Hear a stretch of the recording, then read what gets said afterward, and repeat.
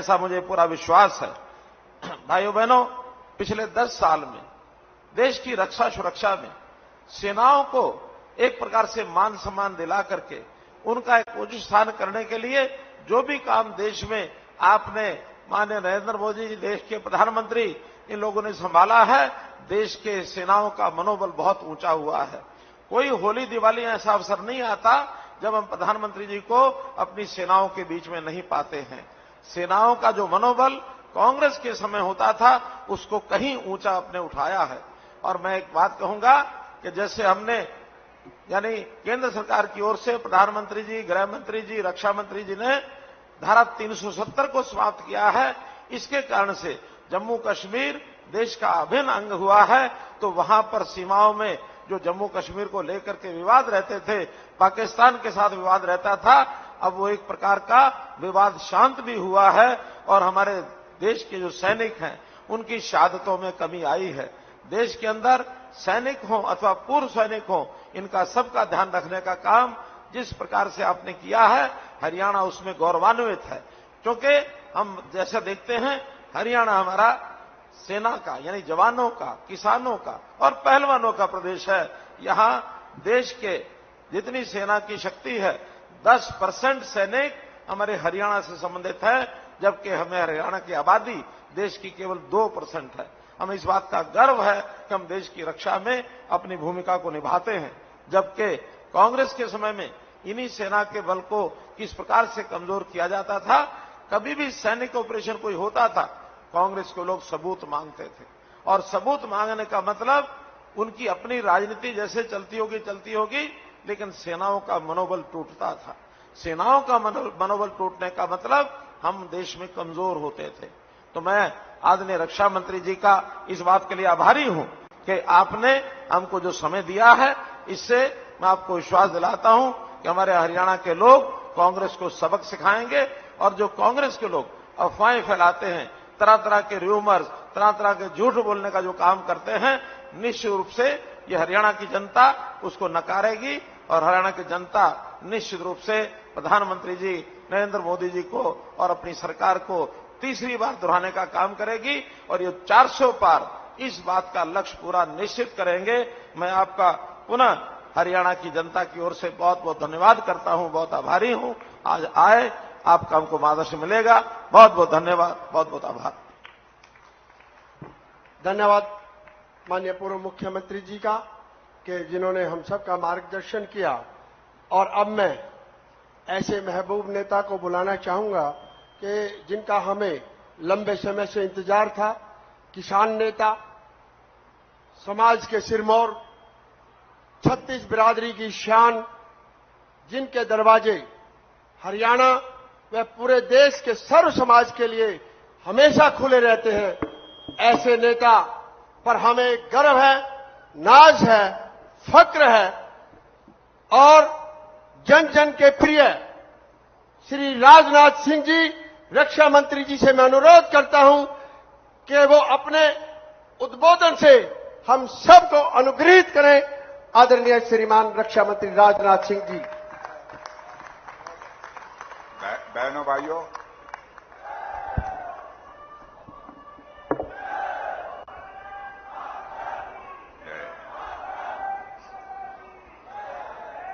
भाइयों, मैं आप सबसे क्षमा चाहूंगा। आंध्र प्रदेश की एक सार्वजनिक सभा को संबोधित करने के बाद तो मैं ये मंच से उतर रहा था। आप लोगों ने देखा होगा कि मेरी जल्दी जल्दी चलने की आदत है, जल्दी जल्दी चढ़ने की आदत है, जल्दी जल्दी उतरने की आदत है। उसी में मेरा पैर फिसल गया था, इसलिए एक पैर में, दाहिने पैर में चोट लग गई है। डॉक्टर्स ने कहा कि 7 दिन आपको आराम की आवश्यकता होगी। मैंने कहा यदि आराम करना होगा तो मैं 30 तारीख को बाद, जबकि चुनावी प्रचार का दौर समाप्त होगा, तभी मैं आराम करूंगा, उसके पहले आराम नहीं करूंगा। बहनों भाइयों, यदि आज आपके बीच में आया हूं, कुछ दर्द भी लेकर आया हूं और कुछ दो टूक बातें करने के लिए भी आपके पास आया हूं। पहली बात तो मुझे यह लगती है, हरियाणा का लोकसभा का चुनाव इस समय हो रहा है, हरियाणा के साथ साथ पूरे देश का चुनाव हो रहा है, और उसके 6 महीने के बाद फिर हरियाणा विधानसभा का भी चुनाव होगा। आप जानते हैं कि हर साल विधानसभा का चुनाव होता है, 5 साल पर लोकसभा का चुनाव होता है। बहनों भाइयों, इसमें संसाधन और समय दोनों बर्बाद होते हैं। जैसे इस बार हम लोगों ने चुनावी घोषणा पत्र में फैसला किया है कि अगली जो हमारी सरकार बनने जा रही है उसमें हम एक ऐसी व्यवस्था करेंगे, 1 नेशन और 1 इलेक्शन होना चाहिए, लोकसभा और विधानसभा के सारे चुनाव साथ होने चाहिए।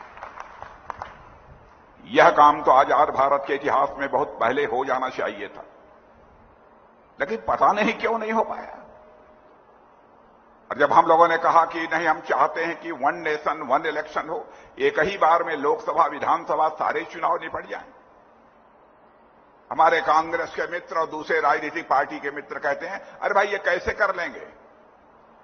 अरे जो असंभव है उसे संभव करके दिखाने की क्षमता किसी राजनीतिक पार्टी के पास है तो वह भारतीय जनता पार्टी के पास है।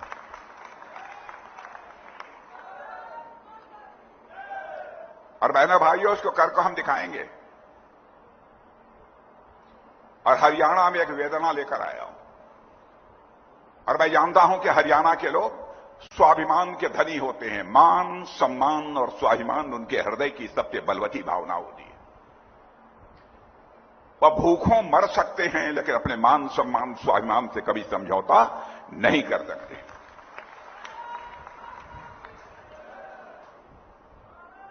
और मैं समझता हूं कि सबसे बड़ी पूंजी इंसान की होती है, इंसान की विश्वसनीयता, इंसान की साख। यानी कोई व्यक्ति जो बात बोले उसे पूरा करे, वही वास्तव में इंसान है। लेकिन मैं सारी राजनीतिक पार्टियों को देख रहा हूं, कहती कुछ है और करती कुछ है।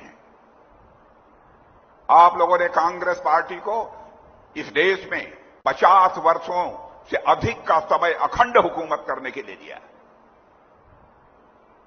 पंडित जवाहरलाल नेहरू ने भी कहा था, हम गरीबी को समाप्त करेंगे इस भारत से, क्योंकि भारत अब आजाद हो गया है।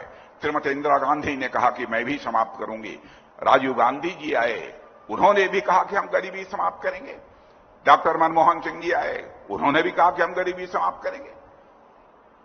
बहनों भाइयों, गरीबी समाप्त नहीं हुई।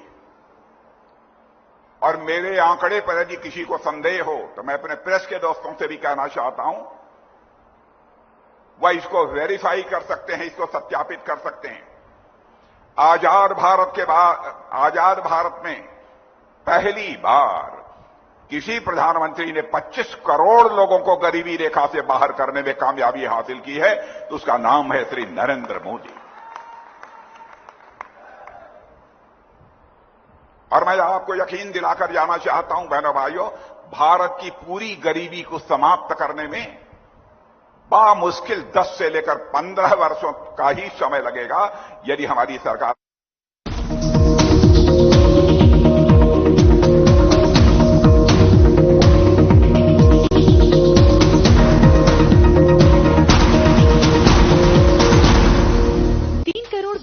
लखपति दीदी बनाएंगे।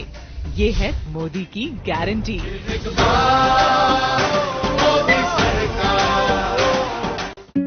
Hey mom, hey, look, I can download a song really fast.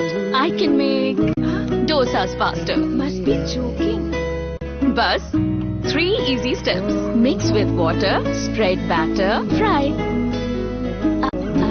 गाना डाउनलोड हुआ? नहीं, पर तब तक मैं इडली बनाती हूँ। हमने बनाया किड्स से। ओ भाई, गाड़ी तो मत चल रही है। अब एकदम मोदी जी के काम के जैसी ना। एक्सीलेटर देते हैं तो द्वारका केएमपी एक्सप्रेस वे बन गए, और टॉप गियर लगाते हैं तो नई मेट्रो पहुंच गई। रेलवे लाइनों, सड़कों का जाल बिछ गया हरियाणा में। भाई, ऐसी स्पीड चाहिए तो मोदी फिर चाहिए। सिर्फ तारीफ नहीं, वोट भी करना। कमल का बटन दबाएं, भाजपा को जिताएं।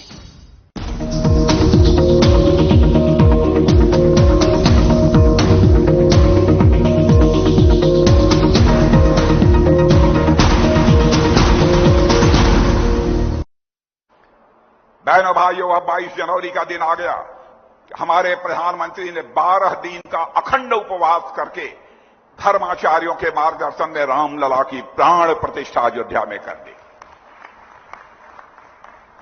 अब आपको कैसा लगता है ये तो मैं नहीं जानता, लेकिन मैं जितना जानता हूं भारत के सांस्कृतिक और धार्मिक इतिहास को, उस आधार पर मैं कह सकता हूं बहनों भाइयों, मुझे तो लगता है अब रामलला अपनी कुटिया से निकलकर, अपनी झोपड़ी से निकलकर अपने महल में प्रवेश कर चुके हैं।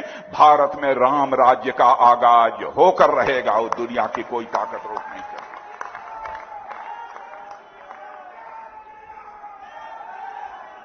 बड़े बड़े विद्वान हमसे पूछते हैं, बड़े बड़े विद्वान पूछते हैं, साहब राम राज्य कैसे आ जाएगा, राम राज्य का क्या मतलब है?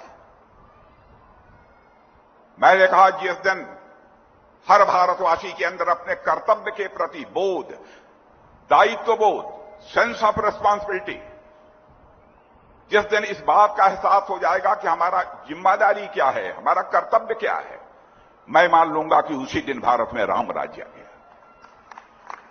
धर्म मर्यादा पुरुषोत्तम भगवान राम को भी जंगल इसीलिए जाना पड़ा था, कैकेयी के अंदर यह कर्तव्य बोध नहीं था कि हमें क्या करना चाहिए। उनको यह लगता था ये मेरा अधिकार है, मेरे बेटे को ही सिंहासन मिलना चाहिए। उसी कारण सबसे बड़ा संकट उस समय भी पैदा हुआ था मेरे बहनों भाई। इसीलिए मैं मानता हूं जिस दिन लोगों के अंदर इस प्रकार की चेतना जागृत हो जाएगी कि हमारा इस समाज के प्रति, परिवार के प्रति, देश के प्रति यह कर्तव्य बनता है, मैं मानता हूं कि उसी दिन इस देश में राम राज्य आकर रहेगा, दुनिया की कोई ताकत नहीं रोक सकती। हम लोगों ने, मैं याद दिलाना चाहता हूं, यह भी कहा था 3 तलाक की प्रथा को समाप्त करेंगे। मुझे याद है बड़े बड़े विद्वान यह कहते थे कि मिस्टर राजनाथ सिंह, आप दूसरे धर्म के मामलों में क्यों हस्तक्षेप करना चाहते हैं? भारत एक सेकुलर, पंथ निरपेक्ष देश है, क्यों ऐसी बातें आप लोग कर रहे हैं? हिंदू मुसलमान के बीच दूरी बनाने की आप कोशिश क्यों कर रहे हैं? तलाक का यह विषय तो मुस्लिम धर्म के लोगों का है। बहनों भाइयों, मैं साफ कर देना चाहता हूं और तहे दिल में यह बात कर रहा हूं, हिंदू हो, मुसलमान हो, ईसाई हो, यहूदी हो, कोई भी हो, जो भारत का नागरिक है, बहनों भाइयों, किसी धर्म को मानने वाली माता, बहन और बेटी की इज्जत के साथ अथवा उसके ऊपर कोई जुल्म यदि ढाया जाएगा, हम सरकार की चिंता नहीं करेंगे, सरकार आपकी जा। फिलहाल के लिए किसानों को जारी रहेगी